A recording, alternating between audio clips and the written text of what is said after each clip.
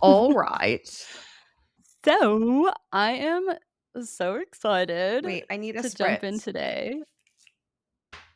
This is, like, such an important and foundational topic because I feel like it's such a core of Milo and really the problem that we're trying to solve in the world or what we want to address, and I also get so excited about it because it just feels like it's an ever evolving conversation. The more we dive into it, the more we unravel, the more we get fired up about it and kinda pissed, but then, like, that fuels wanting to make a I difference don't in even the industry, I don't even know if kinda pissed covers it. Based on the but fight that I just had with an internet dictionary, I would say more than a little bit pissed. I mean, I hope the world has this fight with the internet dictionary because, like, if this is what's teaching the world what words are, and beauty in this case, then there's something wrong, I honestly but can't. no, seriously. I just can't. Um, well, let's dive into it. So, we are gonna for the audience to know, we're gonna talk about beauty burnout today, which is a huge factor of why we created Milo Human Care and Multifunctional. And before we go into all the weeks to come and we discuss how to reclaim power and what does beauty freedom look like, intuitive care, like all these things that are super important and core to us, we would be doing you no service without diving into beauty burnout. So I want Lisa, you to share what beauty burnout means to you and how you even came up with that term because I remember you said it and we were just like, holy shit, that's it. Like you didn't even have to define it. The word said it all, but let us I hear mean, the funny that thing is journey. that, like, yeah, ever since sort of coming up with the term, I don't know how much, like, real definition has gone into it as much as it's been just a feeling. It's that feeling Mhm. when what you feel like you should be doing is more than you wanna be doing, and you can't keep up. It's when, your routine is 3 steps and somebody's making you feel like it should be 5, and then when it's 5, somebody else is making you feel like it should be 8, and then all of a sudden, there's a new skincare trend that conflicts with the ingredients of your current routine, so then you throw it all out and you start over again. That's beauty burnout. And Oh my gosh, and the, like, research that goes into, "Can this interact with this? Like, can I layer this on top of that? Like, what happens if I do that?" Like, the anxiety that, like, comes from even doing the wrong thing or adding something or taking something away, like, just I mean, it's only one facet of it, but holy moly. yeah, I mean, it's just way too much to keep up with, and there's a machine in place designed to make us feel like we have to keep up. And Mhm, part of the journey that we're hoping to take people on over time is one where they can start to define beauty for themselves. And we found mhm, that once that happens, there's an inherent freedom that you find because yeah, you're not tying yourself to somebody else's standards because the whole like you should be doing this, is this part of your routine, have you tried this product, are you chasing this trend, all of that is mhm. based on a presupposed standard of ideal beauty that we're all supposed to be marching towards, right? And Yeah, yeah. And, like, even it feels like it's this constant ever evolving trend that, like, you have to be so up to date with, but then the question I even ask myself is, like, in service to what? yeah, Like, why do I need to be doing it? Why do I need another step? Why do I need to feel like my pores are too big or all these sorts of things? Like, and we'll talk about this in another episode, like, of course, there are health factors that play a role, but we've gone so far away from health oh my factors, god, like, like so, so far. it's not even part of the Yeah, conversation in a lot of ways. and it's like, who is even creating this standard of beauty? Like, it's all first of all, it's always changing, and so why be so dependent? And I'm saying this as a human who has, like, literally fallen prey to this, like, a million times over. Like, it's not like I've, been, on the sidelines watching everybody else have this experience. Like, this is my direct experience too. I look back and I'm just like, "What was driving that?" And it's always this thing that is outside of me or not feeling enough or not feeling or I don't do something, then I'm not gonna keep up. Like, that's a really interesting thing too, like, even less about what I want or how I wanna look and more about the fact of, like, not keeping up. Because I find myself, like, when I'm around certain groups or in different cities or different Mhm. areas, like, I will do more or put a different type of effort in, 100%. because if I don't, I feel like I look lazy or I don't look like I'm trying, which first of all, why does it even matter? But But it's just how it is. it's this, like, pressure. Different places have different standards of beauty, but also I think different standards of effort, right? Like, I lived Mhm, in Berlin for 5 years, mhm. and LA was, like, a really big part of that time too, so I would spend time in both, and the culture around beauty in Berlin, which is honestly, like, barely existent beyond, like, the standard commercial stuff you find in any kind of, like, modern, developed capitalist country. Yeah. And then you go to LA and it's like the conversation over dinner could literally just be about that. And that's not to shade anybody in LA who's like doing whatever they're doing. Like, live your life. But it's so much a part of the culture. Oh, what are you doing? Oh, should I Yeah. be doing more? What's the latest thing? What's the latest, like, biggest celebrity doing to keep their looks? Okay, it's time to go see that person. Like, it's endless. The goal for me, and I hope to support other people on this journey too, is, like, that's all okay, like, that can all be going on around us, but getting to a place of not feeling like we have to do something to keep up with other people or, to serve some ideal or expectation that is, like, outside of ourselves, it's not even internally defined, and that's been, like, something I've been thinking about on and off too because it's, like, I think a lot of the time it's really hard, and I heard somebody, talking to this in a book, and it was really interesting. She's like, "We need to stop pretending that we're doing it for us when we know deep down it's actually not for us." Because, like, a lot of people, and myself included, there's been moments where I'm like, "Oh, I do this for me." Like, I Mhm. know I just like it. And she's like, "Okay, well, if you were never going out or being around anyone or just in, like, a natural setting, like, would you be doing it?" And, like, a lot of the time, like, I'm like, "Oh, actually, no." Mhm. So, I know I'm actually doing it because I think I should be to either look a certain way or, you know even having blonde hair, I feel like sometimes I have to look a certain way to not be seen as somebody with blonde hair, which is so like, I don't like, it's just dyed, but it's, like, to think about like, to go through the mental math of having to think all of that, like, burnout. About the whole, like, blonde thing, right? You do your hair that way because that's what you like. You've been doing it for a super, super long time, right?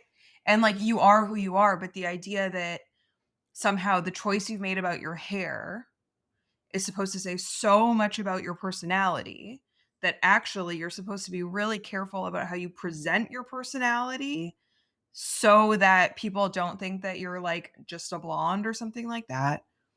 Like, Yeah. beauty burnout is those mental gymnastics.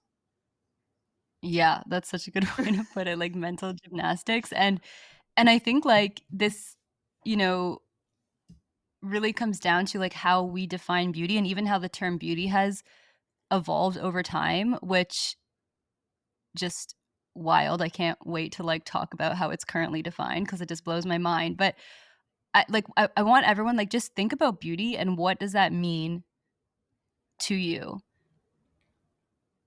And I feel like even, like, when I answered or think about it, like, it can be hard for me. Like, first my brain goes to, like, the more surface level things, and then I'm, like, peeling back the layers and getting to, like, really, like, what is the essence of beauty? What was it truly that word, what does that essence hold? What's the frequency of it, the vibration, the energy behind it? It's just a pureness. It's an authentic expression of whatever it is that is. Mhm. Like, it just is. It's not like, "Oh, it is beautiful." It just is, like, it's a pure essence, and when we look at how the term even has evolved over we'll dive into this a lot more next week, but industrialized beauty or constructed beauty. That's actually how I think beauty is used nowadays, like, as a term, which is like the mass commercialization of beauty that we see being pushed through media, social constructs. Like, this is where like the never doing enough or never being enough and like needing more stuff actually comes from. And then constructed beauty, which, also we can trace back to different aspects of like the patriarchy or colonialism or Eurocentric beauty. Like, these are constructs.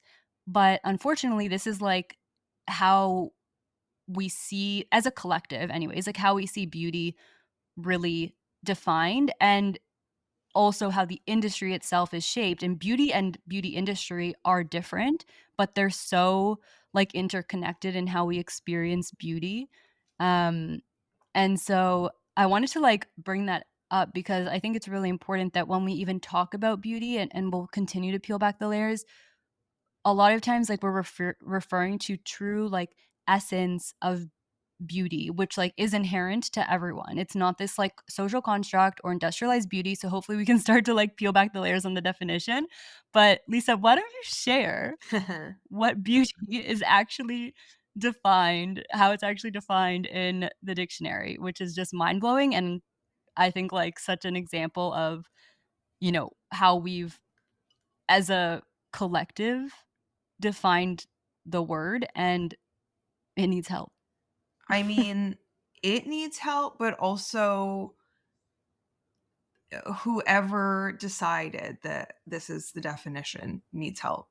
So I just Googled it like really fast before this, right? Like after looking at your show notes. And I'm not going to get it right 100%.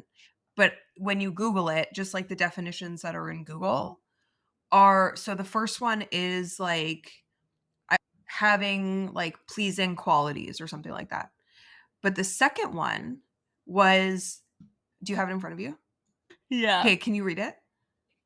So, number one, a combination of qualities such as shape, color, and form that pleases the aesthetic senses, especially the sight. Thank you. A combination of qualities that pleases the intellect or moral sense. Which is like That's number that's one. like a little bit better because at least it's broader, but give me number 2. A beautiful woman, period. Literally, like it just says a beautiful woman. But then, and this is why I don't like to come into things angry, but sometimes it happens. The reason I came into this recording angry is why, Katrina, read the sentence. She was considered a great beauty in her youth. Whew. Like, if we So, could encapsulate beauty burnout and toxic beauty culture in one sentence, it is that, and it's the freaking dictionary definition.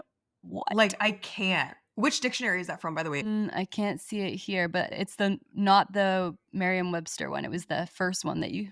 I wish it did because I want to call them out. But anyways, so let's just like unpack that example sentence for a second, right? So, first and foremost, beauty is one of the sort of like grandest core concepts to human existence, right? Like, as long as we've been alive, we've somehow inherently been able to recognize beauty. So, for however long, that definition has been eroded, right? Over time, industry commercialization, all the things that you were just talking about, right? Like industrialized beauty and beyond have warped the definition of the word so much that we're not even really exploring the root of what it was meant to mean, right? And to like not only do we have to keep the focal point on women and women's beauty because I guess male beauty is not part of the equation. I don't know why it doesn't say a beautiful man Which, or by the way, a it literally person. says, "A person, especially a woman," in Right. brackets, "who is Right, beautiful." okay. And then not only do we have to take her down by just focusing on her beauty, we also need to make sure she knows, make sure we all know that she's not beautiful today, but she was beautiful in her youth. And it's like, Yeah. I'm just trying to fucking read the dictionary, man. Like, Why are after you that, I actually don't ever wanna look at a word in the dictionary again because I don't trust its like definition. why are you assaulting me with this aggression? I'm so not And here can I for just it. read another example? The brunette Yeah. beauty added a pair of Oh, sky-high yes. platform heels to complete her camera-ready look. Like, you can't make it up. It's like a cartoon. It's like we live in a cartoon version of what happens to a society when it focuses on the wrong things for too long. Oh my gosh. Yeah, absolutely. I really wanna know who's, like, sitting there behind the screen and, like, writing these I'll give definitions you too, 3 like, guesses. I won't we don't have to play the real game, but I'll give you 3 guesses here. I mean, it's definitely a man. And, like, also the second thing I'm curious about is that definition must have evolved over time. There's no way that that's been the definition for, like, hundreds of No, and years, it's a you know? natural part of So language that it evolves. Definitions of words have been evolving for, like, hundreds and hundreds and thousands of years, like, that's how language works, and that's okay. yeah, But when we start to lose the original meaning and it's taking something away from us as a humanity, not, like, as a society or like, as a humanity, then yeah. we have to start paying attention. And I mean, it's happened with so many more words than just beauty. The English language overall has I mean, when you read an old book versus a new book, like, you can just see that it's so different how we use words. The other thing that's interesting too with this definition is, like, it feels to me anyways like it's come so far from its original definition that I don't know, like, it just I'm irritated Mhm. by it. I am I'm, like, too, I actually am just, like, too, I'm honestly. so surprised. But what Um, is happening now? The frustration that you hear in our voices or what you can see if you're, like, watching this on YouTube or whatever, is a form of beauty burnout. It is the frustration that has put us on the front lines of trying to end it because we're fucking sick of this shit, and we realize that yeah. we have the power, we have the ability to change it because Yeah, absolutely. And this one definition literally encapsulates so many of the things that we're fighting against, like, it's fully outsourced power, right? It's like it's not even saying it's something that's inherent, there is nothing about it that is inherent. It's all something that is attained through how you look, what you're wearing, what somebody else thinks of you. It's from somebody else's perspective, the way that the definition is written. It's literally just designed to take our power away and keep us constantly chasing this like ideal that is outside of us so that we forget our power, so that we forget what we inherently have within us. And it's like wild because I mean, I hear this quote often. I heard it again today, and it was the only power something has over us is the power we give it, which is so just like hits every part of me. It just feels so true. And at the same time, I think about that in the context of the world and even just how we define things and the dynamics at play, and you realize that literally everything is designed to try and do the opposite. well, it's the opposite that keeps us buying stuff. As long as we're consuming Yeah. and we're not questioning, then we're operating in the system the way it was designed to work, you know? Yeah, absolutely, absolutely. So, hopefully we create, well, we will create a community, a platform, a movement that is operating outside of that dynamic because you realize that you have the option to just, like, opt out, like, it's literally just a choice. It's so freeing, and it's a For journey at the sure. same time. It's an absolute journey. It doesn't just happen overnight, and it is and can be a difficult one. Like, at times, it's actually easier to operate within that system because it's what you know and it's what's familiar, and what's familiar is easier even if it's not good for you. That's why people stay in toxic For relationships, sure. right? It's the familiar. It's the familiar, but it's also, I think, partially the fear of what happens when you stop, right? Like, for me, I Mhm. worked in, like, the time that I was in Berlin, I was working in, like, corporate like, a corporate environment and working with, like, a lot of sort of, like, super senior executives and stuff like that, all men. I'm the only one in the room for, like, the vast majority of the meetings. And if I decided one day to just like de-influence myself and just like stop wearing makeup to work, stop wearing makeup to like, pitch meetings and like other like executive meetings, whatever, Mhm. it wouldn't, first of all, I would feel strange because I spent, I think, so long crafting a certain image that I knew played well in that type of environment. So, and it was playing well, right? So I care about my career, I care about advancement, I care about people's impression of me.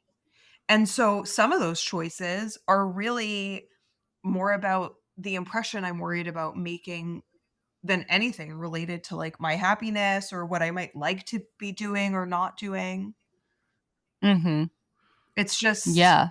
it's just sort of part of it, and I mean, like, maybe we can find these for a later show and go through some of the stats, but there are a lot of stats on the ways in which people are treated in the workplace or other types of environments where advancement is, like, part of the story, and the people Yeah. who work to ascribe to those sort of, like, normalized beauty standards tend to succeed more or like their advancement is accelerated.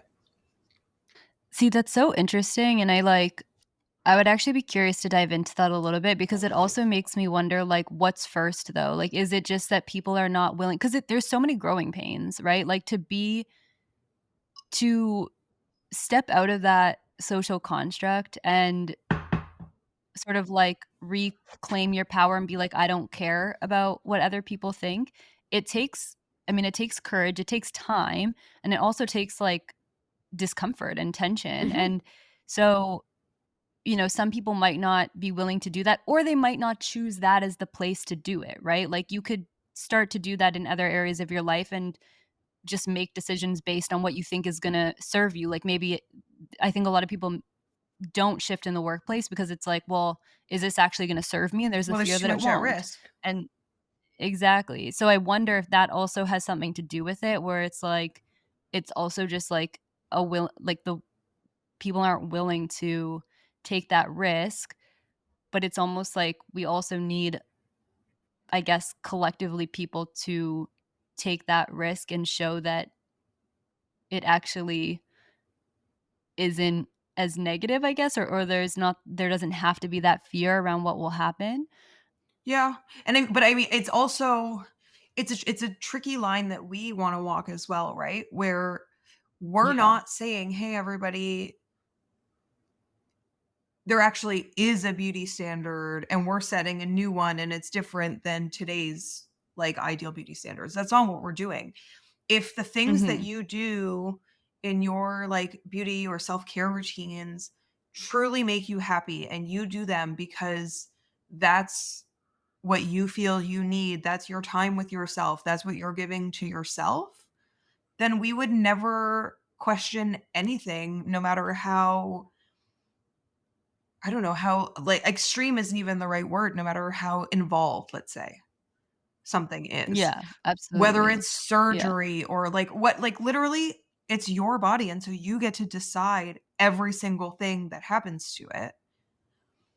Yeah. We would never try to take that away from anybody. It's just about saying, "Hey, like, let's have a conversation about how much of what you do is to please other people." And that's, we're having that conversation within beauty because that's our space and that's, Mhm. where we belong for Yeah. right now in the kind of overall discourse. But I think that's true in every area of life. Totally, like, I mean, even just thinking about the work scenario of, how you speak or when you speak up or the whole there's so many double standards, right? Of, like, a woman gains weight and it means one thing, a man gains weight and they're like, "Oh, like, Dad whatever, bod. dad bod," and then the woman stands up for herself or, like, says something, questions something and, like, can be labeled a bitch, but then a guy doesn't, look, he's assertive. Like, there's just so many double standards, and it's like, that's happening in all dynamics, and I think the thing I'm most excited about is not because like you're saying, it's not about directing or dictating or creating this, like, new standard or new way, like, that has nothing to do with it, but it's pulling back the layers on the dynamics at play and what's actually shaped where we are and who we are today, because I think that with that information gives so much, like, power, empowerment, understanding. Um, I think even just knowing where some of that comes from is so freeing because it's like, like when I found out, like, the history of, like, deodorant or laser hair Mm, removal or even, like, different things that I've learned about beauty, like, it's shocking, and at the same time, it's a bit freeing because it just, like it's just like it's all made up, it's all bullshit, it's all construct, and also it, like, makes me more, trustful of my own, like, discernment in a way because I don't know, because you have, I guess, the information. Like, a veil is lifted, like, once you know something, you can't unknow it, and, like, you'll see the world completely differently, and I think that's what it is. It's, like, lifting that veil and having different conversations, and whatever happens afterwards is amazing and perfect and what's meant to happen for, like, each for person. sure. I would even love to just really quickly talk about um how I've changed my makeup routine in the last just in the last week. So I Yeah, told you and, like, before, why too. right, I told you before that like when I was working like more corporate environments, whatever, and also for like the whole of I don't know, I think I started probably doing my makeup when I was like 13, like when we were in grade 7. And literally full face, complexion makeup, concealer, powder, bronzer, blush, like all of that stuff.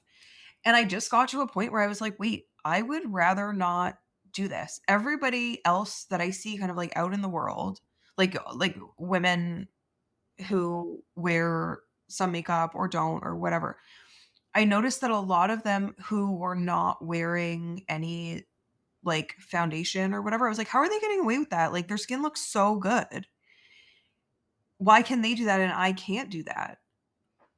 And then I realized like I was comparing their sun exposed skin that's allowed to breathe all day every day to my skin that I'm shielding in layers of makeup so my complexion is a little bit more dull and just not used to getting Mhm. that much sun exposure. So like of course I look pale compared to them, right? Well, also, I just wanna even bring attention to, like, it's so interesting because me hearing you talk now, even through that lens, it's, like, interesting how our brains go to, "Why can they do it and I can't?" Right. And it's, like, giving our power away again. It's Exactly. like, "Well, you can." Like, okay, so we're on the same recording right now, right? And we have been like we've been, messing around with this for a little while, like practicing and stuff. And whenever I see you on camera, you wear way less makeup than me. I'm like, she looks so good. Like, why can't I look like that? Like, why do I have to put on a whole face of makeup in order to feel like human at the same level as Katrina?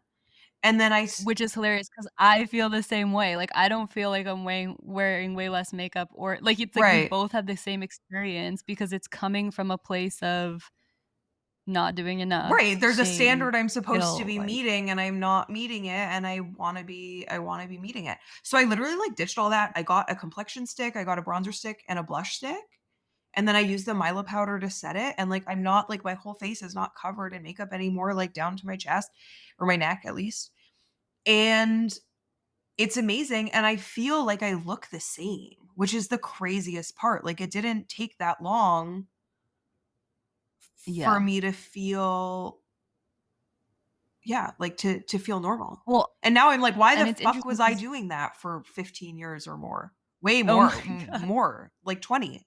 Why was I doing 20 years, Katrina? Yeah. Why was I doing that for 20 years? Which is so interesting because, like, whenever I see you with, like, no makeup, I'm like, "Wow, she looks great." And I always, like, actually had this idea where I feel like you would go out, like, wearing no makeup and whatnot. It's like I have this idea in my mind of you based on, like, a projection in a way, but it's like you're sharing your experience of you, which is completely different than my Yeah. projected experience, but it's like what we want to maybe see because 'cause I'm like, "Oh, that's inspiring. I'm gonna go out and wear less makeup or wear no makeup," you know? And it's interesting because, like, A, you look freaking amazing, but B, you always look amazing, like, it doesn't like, we I would say, like, you look, like, almost, like, it's not even, like, about the look, it's, like, the energy behind it, like, it feels also like peeling back that layer of, like, "Oh, wait, I can choose to do something different, like, I don't have to wear these extra layers of makeup, I don't need that." There's more of, like, a lightness, energetically, which often is so underlooked in beauty, but our mindset and experience of ourself is so related to, like, how we look and feel. Like, I know that I look better when I feel good about how I Yeah. look, like, literally, like, it changes my complexion, like, it can literally make me glow from one day to the next, and that's literally just from my mind. And so, we can, like, dive into a whole episode on that too, but there's such a mind, body, and, like, actual skin connection. And so I wanted to ask you as well, like, with the makeup routine and changing that after 15, 20 years, which is It feels weird to be able to say wild. 20 years, but anyway. I know, right? Oh my gosh. Oh, yeah, we started wearing makeup young, which we can probably dive into that too. But what like, how would you describe how you feel, like, on the inside? Because you talked a little bit about, like, the outside of, like, "Oh, I can make a decision to wear less, and I feel like I look the same." But what's the actual, like, internal experience? Now or before or what? Now, but the contrast, like, the difference in a way, like, what was maybe even unexpected? To be really honest, I don't know what's going on the last, like, few days, or maybe it's, like, from this switch, or I don't know, but I feel like a bad bitch, if I'm being Mic drop. honest. Like, I feel like I'm in charge of my life. I'm in charge of my destiny. Nothing can take that away from me, right? Like, things can happen in life. Mhm, We've known each other for a very long time. You know that, like, some crazy shit's happened in my life, and crazy shit's happened in your life too, right? How mhm, you deal with that, what you give your power away to in the process impacts how you show up, and, like, how you feel. And mhm, I actually think, sort of unpacking it a little bit further, the transition to, like, a new approach to makeup is probably more of an effect than a cause, because, like, this has been an ongoing mhm, journey. It's been about a year of, like, a lot of just upheaval and a lot of different things going on, yeah, that have led me to a different place, and that place, also in part because of the work that we're doing with Milo, mhm. is it's bringing me to a place of freedom, of beauty freedom, and it feels good as hell, honestly. Well, I wanna I hear love that. I wanna hear from you a little bit more, because I feel like even though we grew up literally side by side, we were somehow, like, vastly different in how we were affected by beauty. Mhm, And I would love to hear mhm, kind of, like, what's your experience of from that sort of, like, similar age, you're 12, 13, you start to, like, think about that stuff a little mhm. bit more, noticing what the older girls are doing or whatever. Like, I would love to hear what your experience has been. Oh my gosh, there's so many things, like, so many directions I could go. One thing I wanna say too, like, before diving into some of that is affecting health, it's like, it's such a journey, and, like, I think that's so important where it's not, I went from burnout to freedom and, like, that's it, like, from this to that. Like, no, it's like an ever evolving journey, Mhm. and, like, there's always gonna be moments when, like, I feel myself going into more of that burnout feeling of, like, outsourcing, and that triggers, like, overconsumption, right? Like, when we talked about Milo, it's like we want to address overconsumption at its roots because we're constantly buying solutions to problems that we don't have, but we just wanna fit in, or we wanna, like, feel better about ourselves, like, all these things that, like, you can't actually get from a product. And so, I just think that's, like, really important to reiterate, and then to answer your question, like, my journey, it's interesting, like, today I was reflecting on, I mean, obviously, you know me, so I've gone through a journey around insourcing versus outsourcing validation, like, that's been a big thing, and I think beauty is a big part of validation, like, we wanna feel good, we wanna feel validated, so we do things to get compliments or to like fit in or whatever it is. For me, validation wasn't necessarily always just about beauty, but it was more about like approval, like getting approval for like what I'm doing or um, you know, meeting other people's expectations or wanting to have like like somebody validate my internal experience. And so I was thinking like what is that journey from completely outsourcing Mhm. to insourcing? And you know, from completely outsourcing, it's very much like, okay, I let's use like getting ready to go out as an example, because this is something that has happened over the years. So it's like, okay, I have 5 outfits and I'm trying to get ready to go out and I'm asking my friends for their opinion on every single outfit that I Yeah. have. And I'm not even thinking about what I feel good in, even though I can tell like, "Oh, I feel less comfortable in this, but everyone else likes this." Like, I'm gonna go Yeah. with what everyone else thinks and not even completely ignore what I feel good in or what I even, like, think looks good. That's, like, stage 1, right, of, like, completely outsourcing. And then you kinda start to like, I started to realize, like, okay, like, that's not really in service of me, Mhm. right? Like how can I make decisions for me on what I'm gonna wear? And this is over time too of right, like high school, college, university, traveling, like I've noticed this throughout and it shows up in it's not just about like um what clothes I wear, but it could be even like a life decision, like whatever it is, it can show up in multiple ways. But we'll stick to beauty for now. And so then it becomes okay, I know what I feel good in, I know what my decision is, but I wanna, like, I wanna have somebody else validate it, and I'm hoping that they're gonna say this outfit because Mhm. this is what I feel the best in, and when they don't say that, I have this internal conflict of, "Okay, do I wanna fit in and go for this outfit and think that, like, this is gonna be in service of, like, meeting more people and Mhm. getting, like, maybe picked up or whatever it is, like, that we Right, what we were trying to want." do at that time, yeah. Yeah. Or do I wanna just, like, choose the outfit that I feel good in? Because ultimately, what I feel good in is gonna, like, bring out my true essence, like, That's the number my one unique thing. yeah, and every single time I've chosen that, I've like, everything that I maybe thought I wanted or wanted would happen because Yeah. I'm literally truly aligned with that.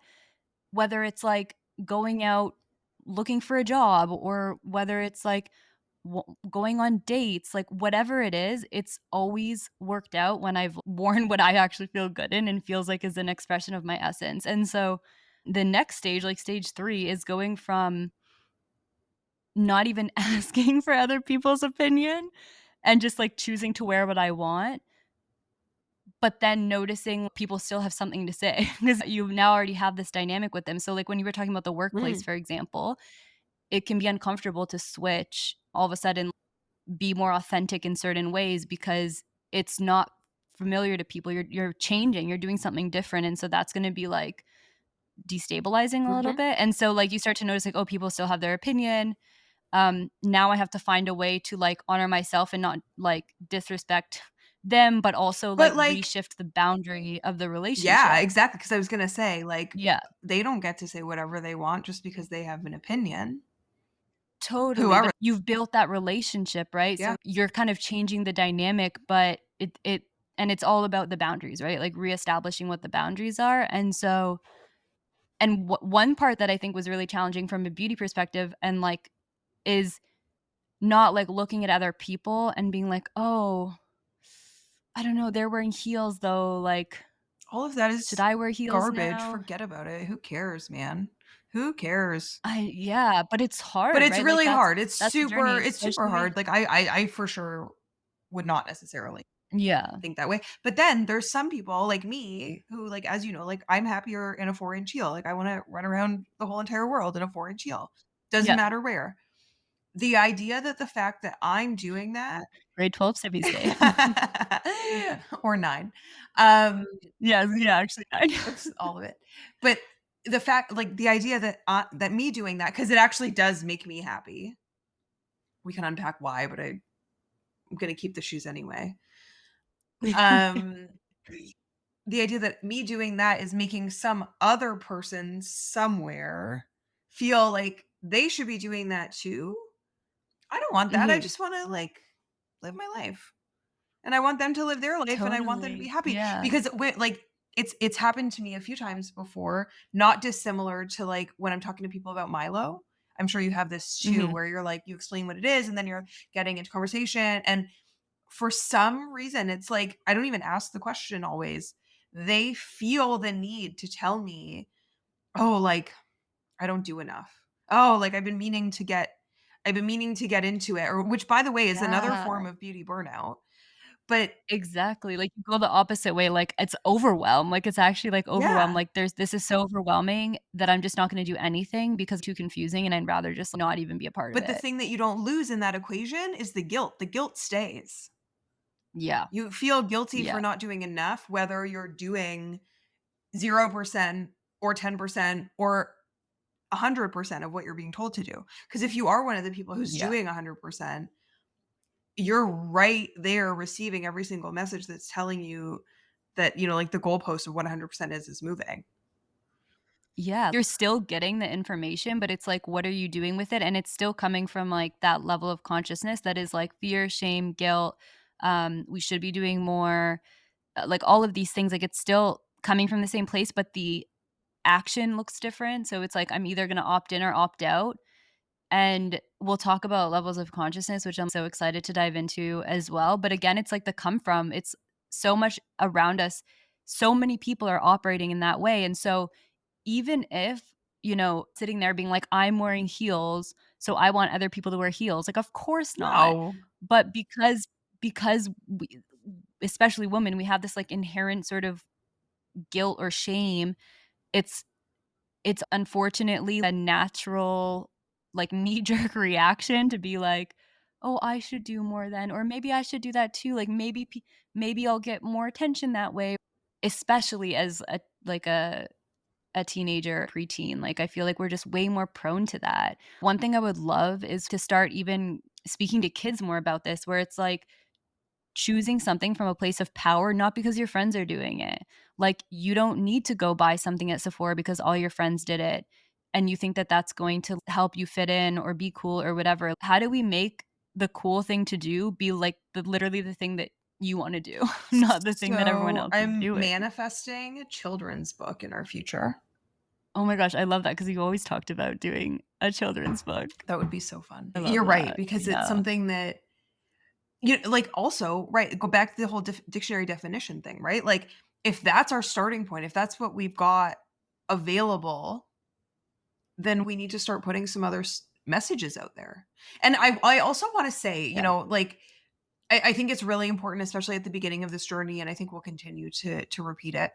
The things that we're saying, the things that we're advocating for, we don't think that we're the first people who thought of them, right? Like there Mhm. are a ton of people who have come before us. There's some really incredible journalists, and other people kind of more in like the philosophy space and stuff like that who have been unpacking this stuff for decades.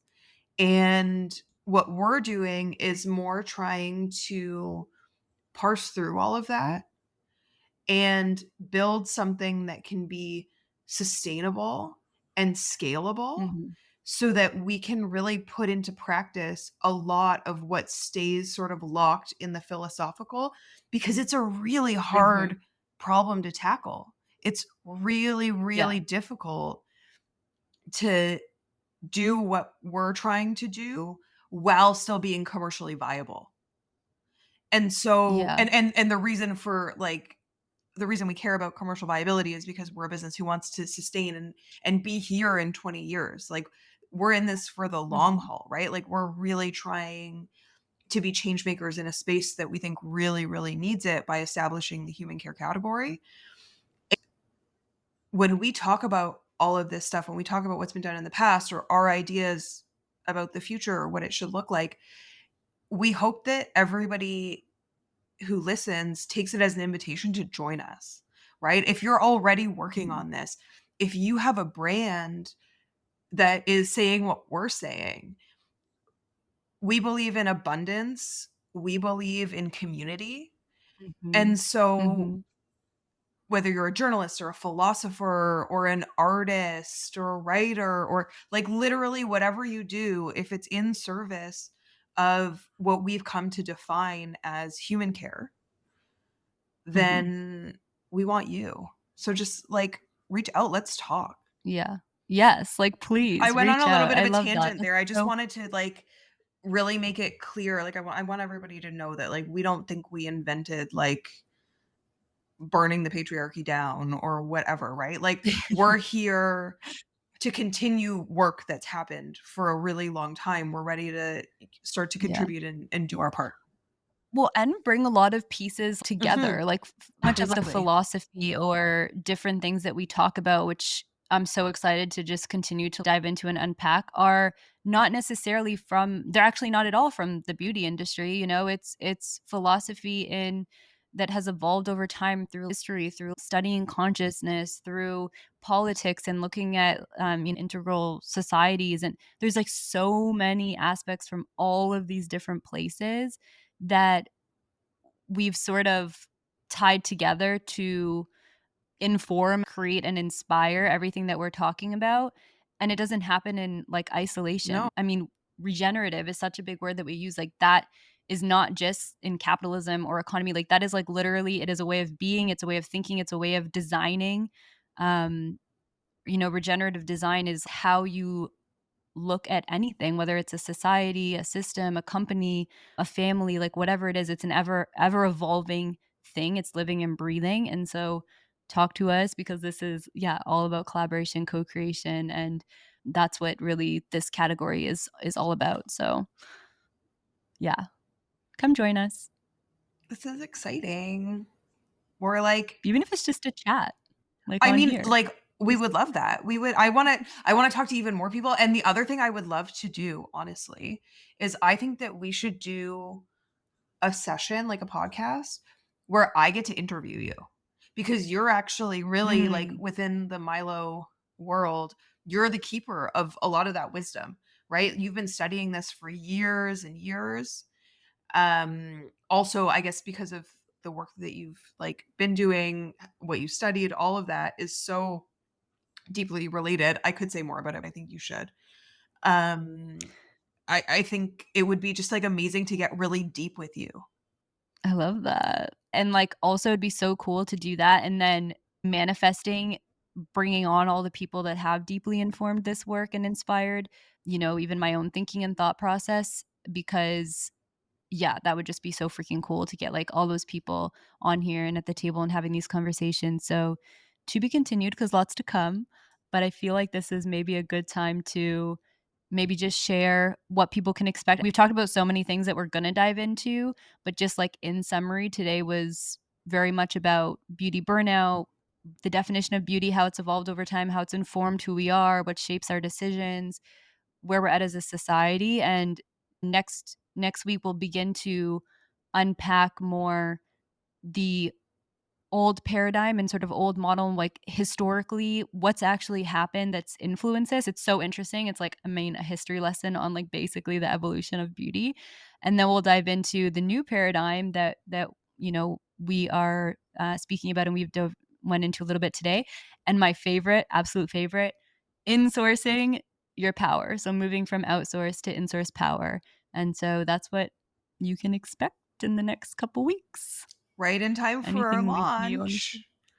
Yeah. Um, no, I think that's it. There was a lot today and it's like it's heavy subject matter and it's a lot to kind of parse through. So I think this is a good place to stop with the promise that there's a ton more to come. And Yeah, also, absolutely. we already kind of gave our call to people who are like in the space and who want to chat.